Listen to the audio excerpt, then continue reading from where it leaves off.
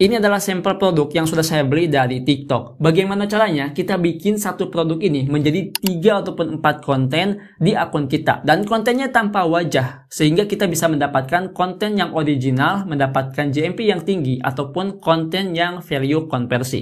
Di video kali ini saya pengen bahas secara lengkap bagaimana cara saya memilih produk, bagaimana cara riset kontennya, dan bagaimana cara bikin kontennya. Tanpa banyak basa-basi, langsung aja kita mulai bahas ke videonya.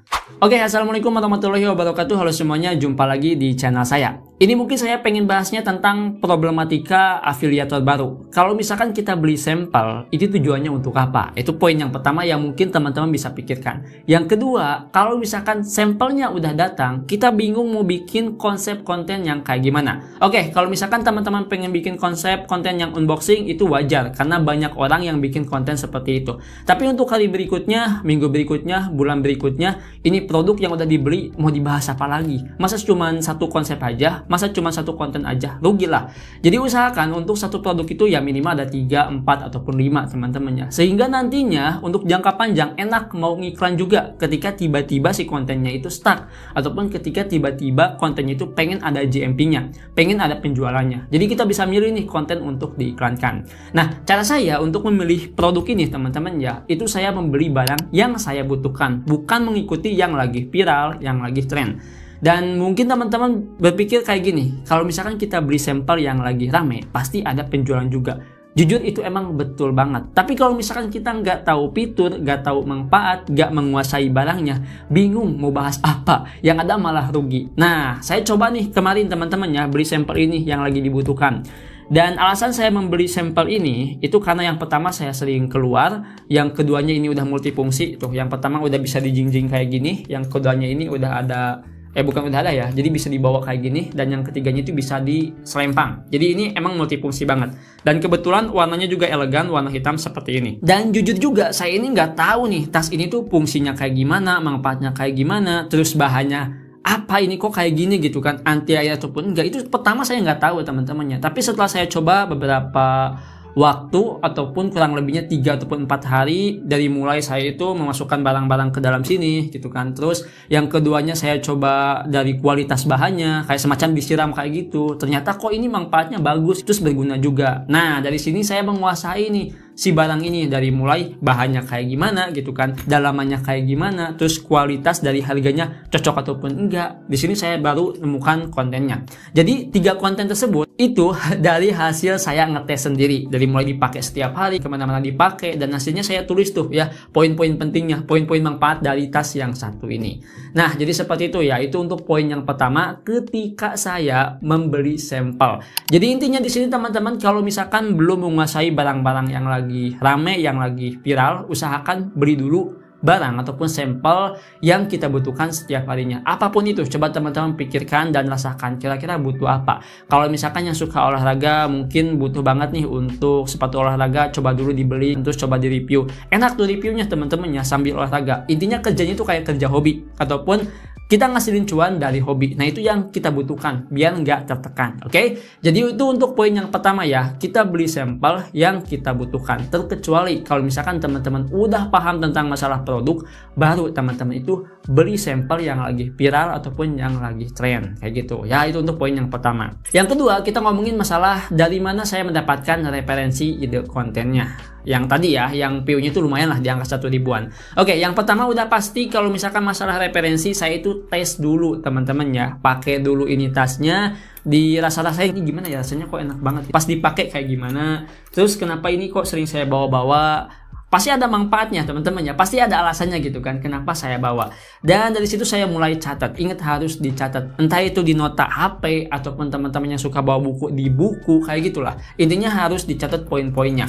Nah, itu yang pertama. Yang keduanya, kalau misalkan saya nyari referensi nih, saya itu selalu carinya itu di Kalodata. Jujur nih, kalau misalkan masalah Kalodata itu saya yang paling utama bagi saya pribadi untuk bisa menemukan referensi ide konten. Jadi nggak cukup banget kalau misalkan kita mikir, oh ya besok kita bikin konten unboxing unboxing. Oh iya, kita bisa bikin konten review. Oh iya, kita bisa bikin konten perbandingan. Cuman 3 aja mungkin nggak cukup. Bisa nih teman-teman, kalau menggunakan Kalodata, itu kita bisa menemukan beberapa referensi ide konten. Nah, awalnya saya pengen bikin konten itu pakai wajah. Pasti mikirnya, wah konten ini harus pakai wajah biar kelihatan looknya, ataupun biar kelihatan gayanya. Ketika saya coba cek di platform Kalodata, ini ada konten yang nggak pakai wajah nih, seperti ini contohnya nih. Tuh, ya kayak gini teman-teman. Ini yang konten pertama, ini yang kedua. Ini konten yang ketiga. Nah, dari sini saya itu tidak mengikuti cara-caranya. Jadi misalkan di gitu, enggak teman-teman ya. Di sini saya melihat, oh ternyata konsep konten tanpa wajah itu masih bisa. Dan kalau misalkan kita lihat pendapatannya selama 7 hari di sini, itu kurang lebih 300 jutaan. Oh, berarti konten yang tanpa wajah seperti ini masih bisa menghasilkan. Nah, ini salah satu konten yang diminati banyak afiliator, apalagi yang masih introvert. Jadi itu ya untuk masalah risetnya. Yang pertama, saya risetnya itu ketika saya coba ataupun ketika saya pakai. Dan yang kedua, saya risetnya itu menggunakan platform Kalodata. Ini yang sering saya lakukan kalau misalkan saya membeli sampel dan bisa menghasilkan konversi. Oke, terus kita ngomongin masalah ke pengeditan ataupun cara bikin kontennya. Jujur, yang bisa saya lakukan untuk bikin konten seperti ini itu lebih ke konten dubbing dulu. Didubbing dulu kontennya agar bisa disesuaikan apakah ini cocok ataupun enggak. Karena kalau misalkan kita lihat dari Kalodata tadi teman-temannya, itu konten kebanyakan didubbing, enggak ada yang langsung. Nah, jadi ini wajar, konten dubbing itu ternyata masih bermanfaat untuk produk ini, untuk kategori passion pria seperti ini ya. Dan ada nih satu konten yang dimana FYP juga di angka 1 ribuan, itu kontennya langsung ya. Saya nggak pakai skrip, langsung aja dihajar ya. Salah satu hal yang saya beli kalau misalkan beli tas kayak gini, itu saya pengen tes fitur dari tas yang satu ini. Kalau kemarin kita udah lihat isi dari fitur tasnya, sekarang kita pengen lihat apakah ini tasnya itu anti air ataupun enggak. Karena kalau misalkan kita lihat dari deskripsinya, ini tas itu udah anti air. Nah, kita simpan dulu di sini dan kita akan coba untuk mandiin ya. Coba lihat, ini warnanya itu masih hitam pekat meskipun di luar ruangan seperti ini. Nah, kita akan coba ini tas, kita akan coba lumuri pakai air. Tuh, ya kayak gini. Tuh. Lihat teman-teman, ini udah anti air banget tuh ya. Tuh, ini kita mandiin langsung lah pokoknya ya. Tuh. Ya, coba lihat tuh.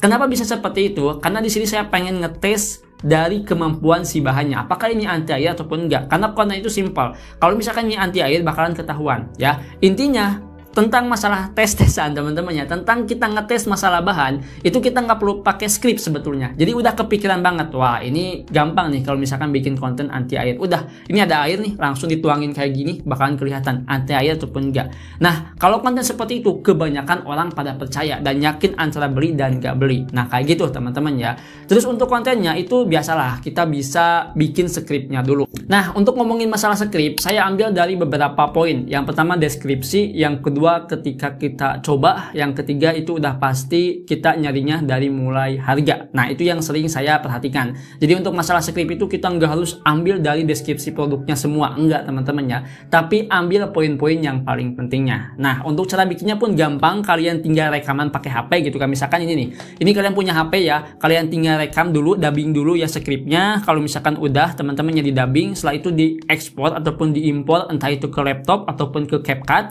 Setelah itu tinggal disesuaikan dari videonya. Jadi video mentahan yang sudah teman-teman buat tanpa dubbing disatu-satukan. Nih, salah satunya itu kayak gini ya. Saya akan coba untuk perlihatkan kepada teman-teman.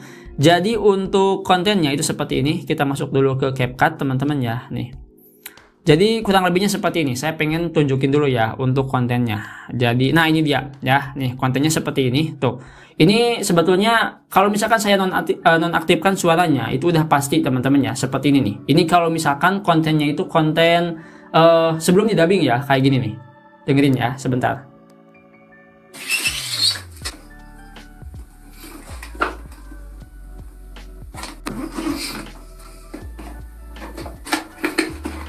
Tuh, kayak gitu doang. Gak ada suara sama sekali. Cuman ada ASMR doang. Tapi setelah didubbing, kayak gini teman-teman ya. Sebentar saya perkecil dulu. Nih, ketika sudah didubbing, kayak gini. Sebentar, ininya lupa. Ini ketika sudah didubbing nih.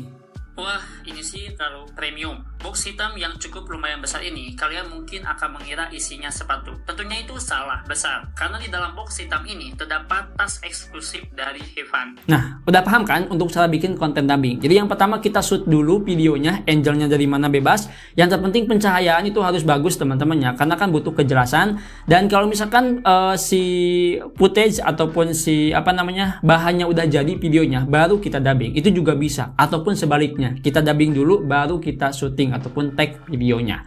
Nah, jadi seperti itu teman-teman ya, cara saya untuk bikin 3 konten dan bisa menghasilkan JMP dari satu produk ini. Lumayan nih sebelum di iklan ya, apalagi nanti pas di iklan kayaknya gacor banget ya. Jadi secara guys kesimpulannya mungkin buat teman-teman yang udah beli sampel tapi bingung cara bikinnya, salah satunya coba dulu barangnya, terus catat poin-poinnya. Kira-kira ketika dipakai barangnya kayak gimana. Kalau misalkan ada kelebihan tinggal tulis, kalau misalkan ada kekurangan tinggal tulis juga. Nanti dibahas di konten teman-teman, dirangkum kalau bisa ya. Dan kalau misalkan teman-teman ingin ngejar salah satu produk yang lagi tren, lagi viral, usahakan harus tahu dulu produknya. Itu saja mungkin di video kali ini. Semoga video ini bisa berguna dan bisa bermanfaat. Sampai jumpa di video selanjutnya dengan saya Adang. Wassalamualaikum warahmatullahi wabarakatuh.